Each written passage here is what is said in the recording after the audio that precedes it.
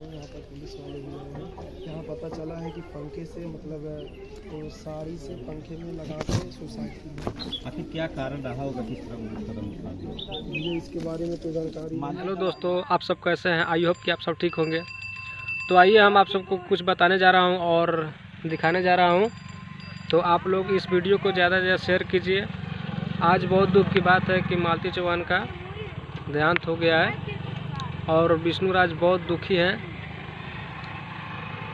उनका मालती चौहान का कुछ अफेयर चल रहा था, तो घर छोड़कर चली गई थी।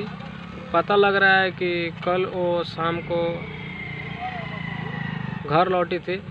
तो मैं यहीं आप लोग से गुजारिश करता हूँ। यहाँ पर पुलिस वाले भी आए हैं। यहाँ पता चला है कि पंखे से मतलब तो साड़ी से पंखे में लगा के सुसाइड की।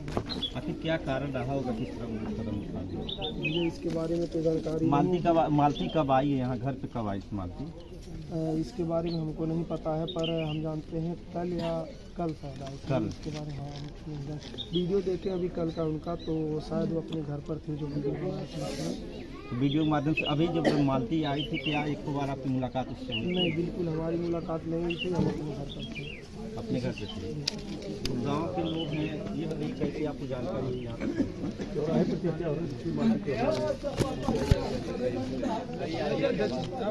और क्या जानकारी मिली, क्यों लगाई?